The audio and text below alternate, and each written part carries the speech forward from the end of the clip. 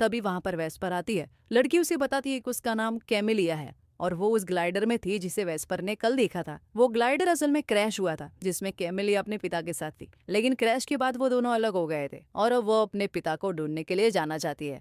Camellia अभी इतनी fit नहीं हुई कि वो खुद चल सके, इसलिए वो वेस्पर से कहती है कि उसकी हेल्प के बदले वो उन्हें कुछ रिवॉर्ड देगी। वेस्पर अपने पिता के मना करने के बाद भी इस ऑफर को एक्सेप्ट करती है। डिनर करते टाइम कैमिलिया को पता चलता है कि डेरियस साइटेडल की आर्मी को सर्व करता था और उस दौरान ही उसकी हालत हुई गई। साइटेडल वालों ने उनकी कोई हेल्प नहीं की और तुम्हें सिर्फ एक ड्रोन देकर यहाँ छोड़ दिया, इसलिए डेरियस को साइटेडल के लोगों पर ट्रस्ट नहीं है। अचानक डेरियस को दौरे पड़ने लगे थे। तभी कैमिलिया कुछ अजीब करती है, वो डेरियस को किस करती है जिसके तुरंत बाद डेरियस को नींद लग जाती है। ये देखकर वेस्पर हैरान रह जाती है। अगली सुबह वेस्पर कैमिलिया के फादर की तलाश के लिए निकलती है। उसे ग्लाइडर मिल जाता है जिसमें कैमिलिया के फादर एलियास थे, लेकिन वो वहां अकेली नहीं थी। जोनस और उसका ग्रुप भी वहां क्रैश को देखने पहुंचा था। जोनस ग्लाइडर के पास पहुंचता है। एलियास उससे हेल्प मांगता है, लेकिन जोनस उसे इग्नोर करता है और तुरंत उसे मारने का डिसाइड करता है क्योंकि वो साइकेडेल्स है।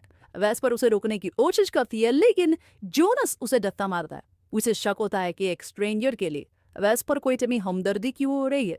जोनस को ग्लाइडर में लेडी स्कार्फ भी मिलता है, जिससे उसे और शक होता है कि कोई और भी पैसेंजर उसमें था। डेरियस वेस्पर को सजेस्ट करता है कि वो कैमिलिया को बताए कि उन्हें कुछ नहीं मिला और वो लोग साइटेडल को उनके बारे में इन्फॉर्म कर दे, इससे पहले कि कैमिलिया कुछ करे या जोनस कैमिलिया को ढूंढ ले। लेकिन जिस ट्रांस रिसीवर से वो साइटेडल को इन्फॉर्म कर सकते हैं वो सिर्फ जोनस के घर पर है। डरपोच पर वेस्पर कैमिलिया को बताती है कि उन्हें कुछ नहीं मिला और प्रॉमिस करती है कि वो अगले दिन दोबारा उसकी फादर की तलाश करेगी।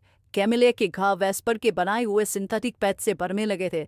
कैमिलिया उससे इंप्रेस थी, वही वेस्पर को भी उस पर भरोसा होने लगा था, इसलिए वो उसे अपना सीक्रेट ग्रीन हाउस दिखाती है जिसमें उसमें ढेर सारे प्लांट्स रखे थे जो उसने खुद बायो इंजीनियरिंग के मदद बनाए थे। उन सभी प्लांट्स की अलग एबिलिटीज थी और पर्सनलिटीज थे। वेस्पर को उन सब पर प्राउड था, लेकिन वो अब भी सही कॉन्फ़िगरेशन का पता लगा रही थी जिससे वो सीड्स को अच्छी तरह यूज कर सके। जब वेस्पर अपने प्लान से डिस्ट्रैक्ट हो जाती है तब डेरियस कैमिलिया के पास आकर उसे कहता है कि उसे पता है कि वो उन लोगों को साइटेडल नहीं ले जा सकती। वो चाहता है कि वो वेस्पर के साथ अच्छे से रहे क्योंकि वो उस पर टच करती है। जब वो लोग घर वापस आते हैं तो कैमिलिया वेस्पर से उसकी माँ के बारे में पूछती है।